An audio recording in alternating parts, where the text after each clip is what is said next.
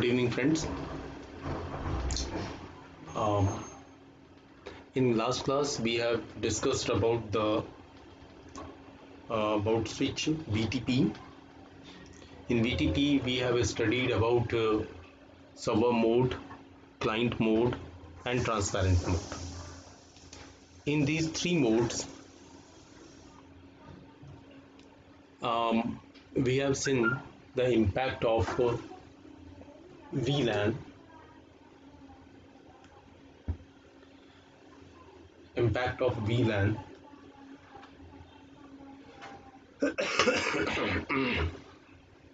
impact of VLAN, at server when we have created two VLANs.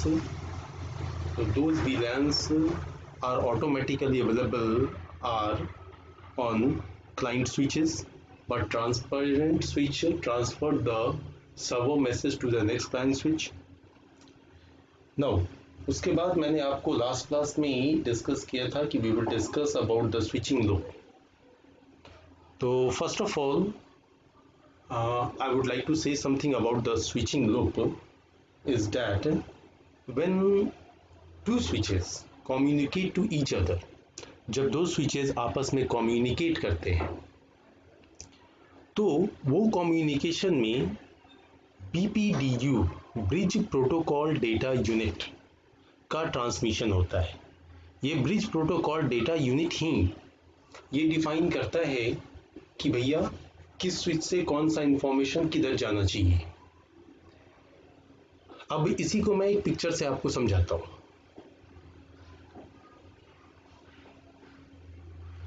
Just मैं समझाने की कोशिश कर रहा हूं आपको.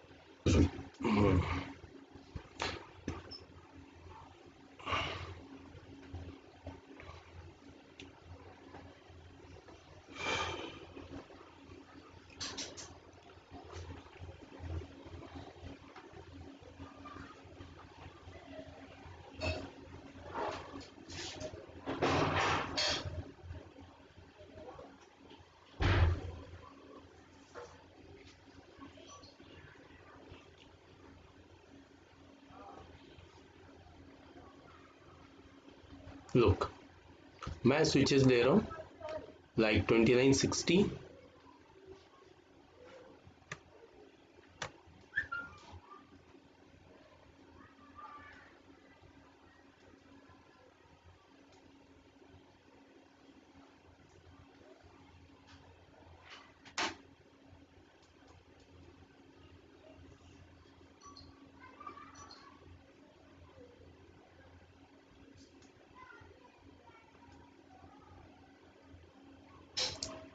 ये 2960 के 4 स्विचेस मैंने दिए. अब स्विच टू स्विच अगर हमें लिंक करना हो तो हम क्या करते हैं, क्रॉस ओवर केबल से कनेक्टिविटी करते हैं. मैंने आपको पहला स्विच दिया, इसके फॉर एग्जांपल गीगाबाइट ईथरनेट 0/1 से मैंने इसका गीगाबाइट ईथरनेट 0/1 कनेक्ट कर दिया। इसके गीगाबाइट ईथरनेट 0/2 से मैंने इसका गीगाबाइट ईथरनेट 0/1 कनेक्ट कर दिया और इसके 2 से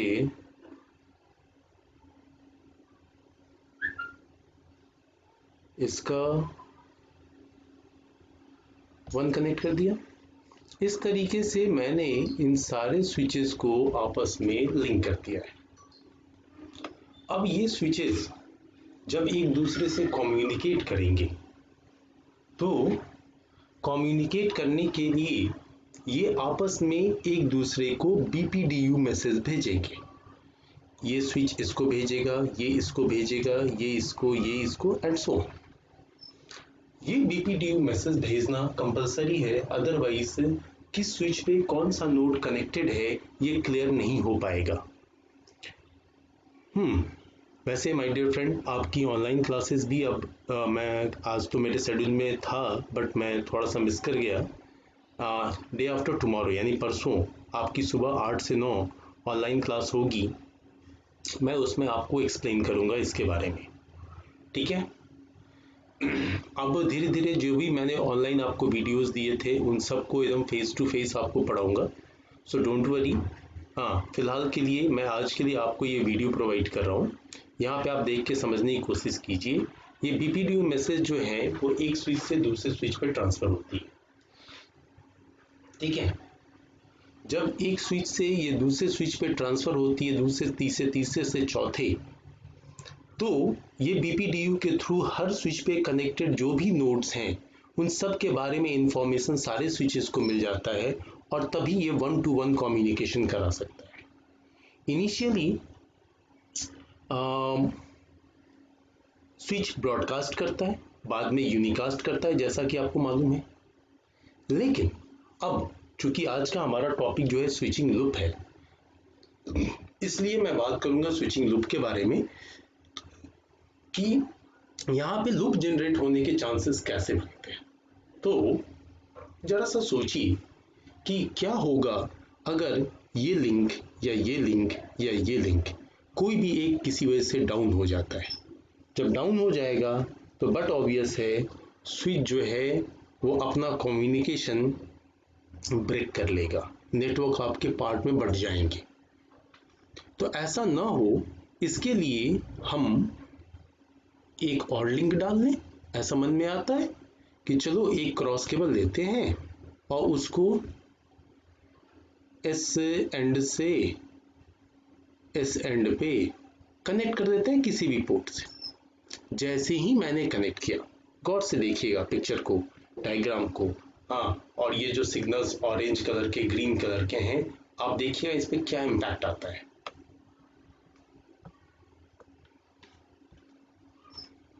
जस्ट वेट।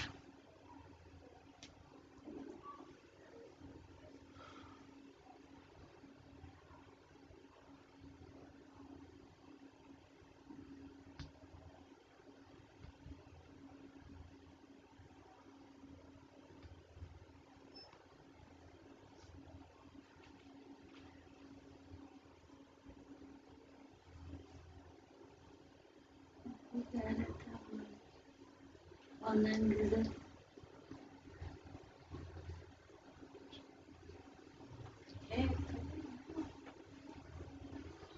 लुक नाउ, अब क्या देख रहे हैं आप कि भाई यहाँ जो है वो आपको इन दोनों स्विचेस के बीच में, इन दोनों स्विचेस के बीच में और इन दोनों स्विचेस के बीच में एज इट इज लिंक है। लेकिन जैसे ही हमने एक नया लिंक डाला तो इसका एक एंड जो है ऑरेंज ही रह गया, रेड नहीं, ऑरेंज है। इस ऑरेंज का मतलब होता है, ये मैं एक नोट्स में डाल देता हूं आपके, ये ब्लॉक मोड में है।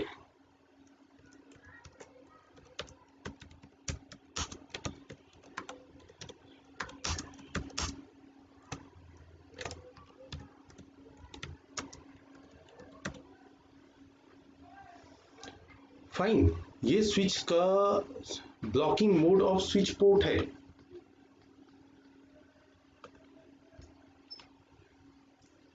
ठीक है। अब इस मोड में आपका कोई भी बीपीडीयू मैसेज नहीं जाएगा, तो और किसी तरह के मैसेज नहीं जाएंगे। तो फिर यहाँ पे क्वेश्चन राइज होता है, जब कोई मैसेज जाएंगे ही नहीं तो फिर ये लिंक एस्टैब्लिश करने से क्या बेनिफिट है, क्यों डाल दिया ये लिंक? तो सर अगर आप गौर से देखना, अगर इन एक्टिव लिंक में से कोई भी लिंक अगर डाउन होता तो ये जो ब्लॉकिंग मोड है ऑटोमेटिकली ये एक्टिव हो जाएगा। मैं एक लिंक डिलीट कर रहा हूं,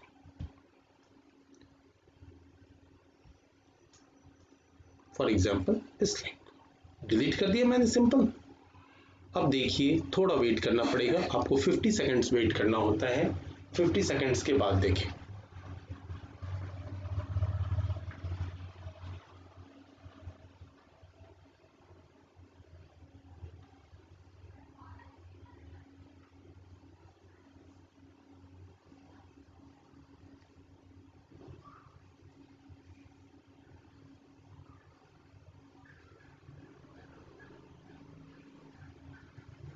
वेट, गौर करेंगे।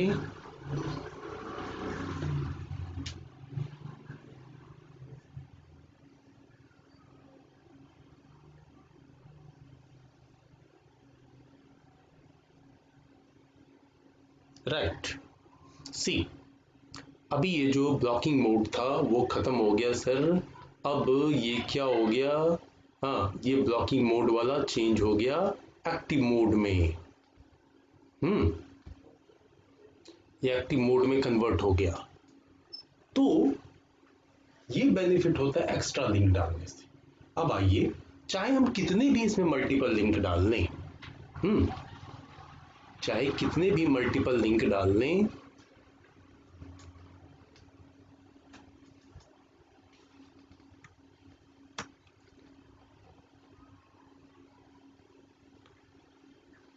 For example as it is कर देता हूं मैं लिंक को, यहां कनेक्ट कर दिया, एक लिंक और डाल देता हूं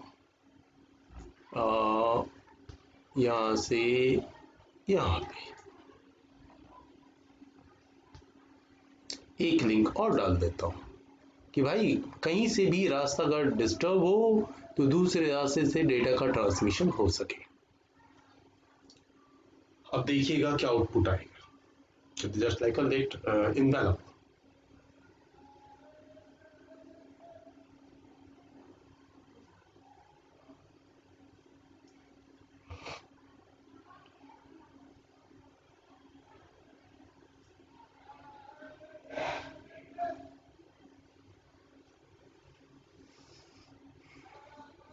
आप देखेंगे इन चारों स्विच के बीच में एक ही पाथ एक्टिव रह गया, वो पाथ है ये, फिर ये, फिर ये।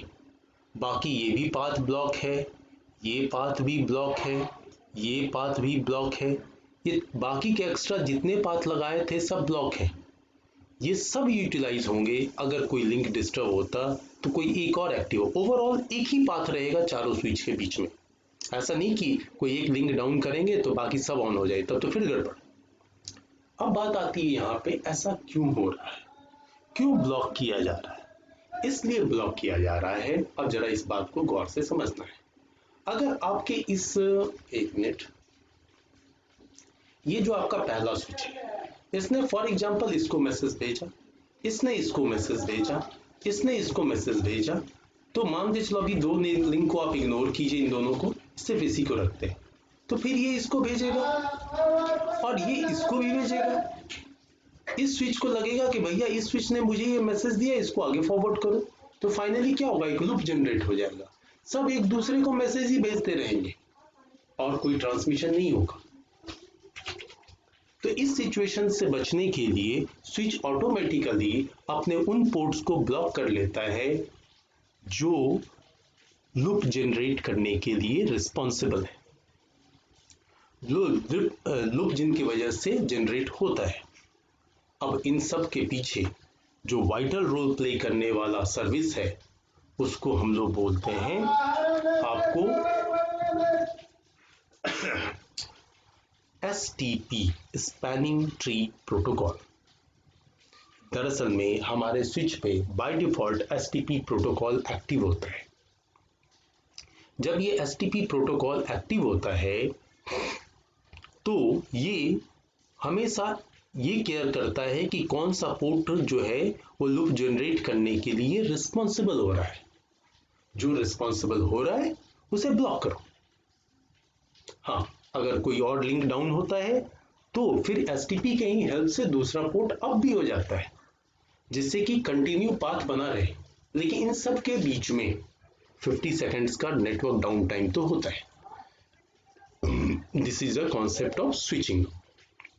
मैं एज ए नोट्स आपको यहीं पे BPDU और STP और स्विचिंग लूप के बारे में लिख देता हूं।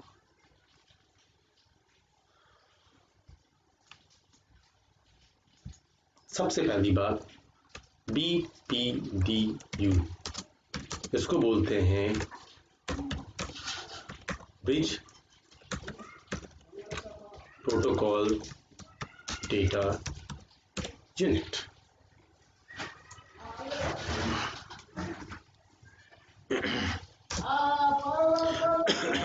ये क्या करता है? It carries one from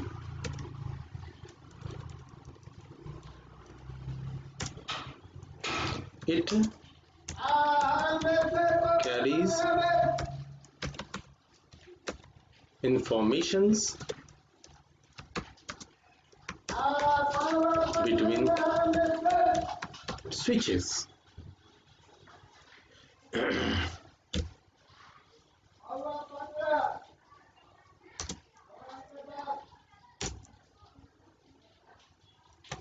In a circle based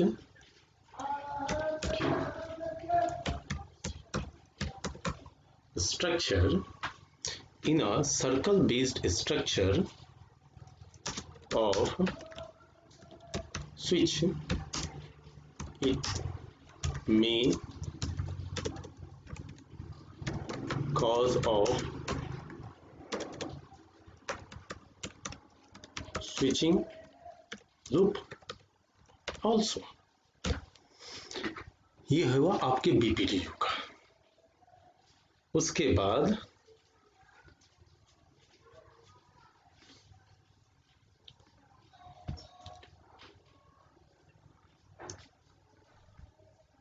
next आते हैं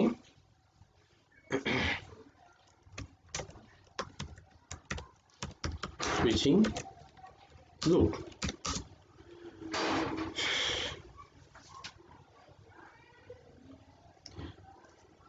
it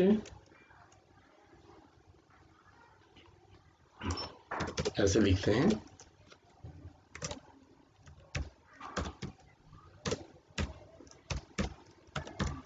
continuous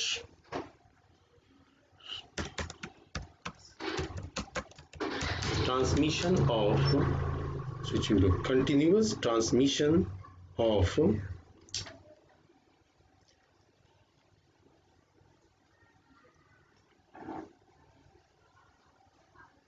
continuous transmission of update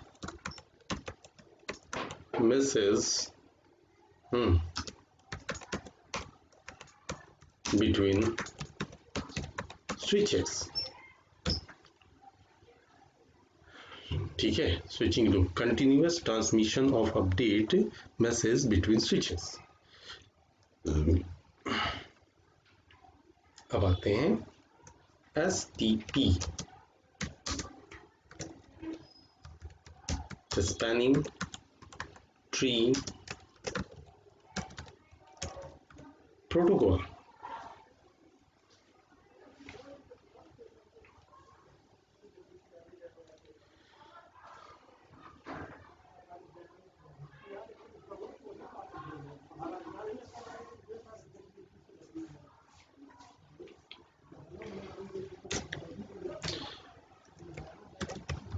This protocol is used to remove loop between switches. It blocks those ports of switch which are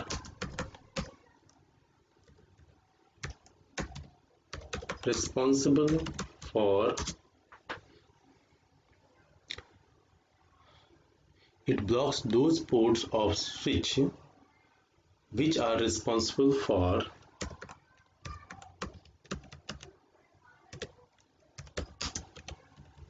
loop, right? Sorry. ये था मेरा concept आपके switching loop को related. अब हम लोग अपने नेक्स्ट क्लास में स्विचिंग लूप के कुछ डिफरेंट वर्जन्स के बारे में पढ़ेंगे। जो हम अपने नेक्स्ट क्लास में करेंगे कि RSTP क्या होता है, PVST क्या होता है, ये हमारे नेक्स्ट क्लास में होगा। Thanks for today.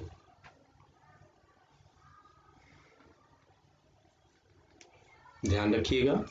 सॉरी, एक बात और, ये जो मैंने डायग्राम ड्रॉ किया एज अ असाइनमेंट, मैं आपको बता दूं कि इस डायग्राम में जिस तरीके से मैंने स्विचेस को आपस में कनेक्ट किया, इन स्विचेस को आप भी इसी तरह से कनेक्ट करेंगे, आउटपुट देखेंगे।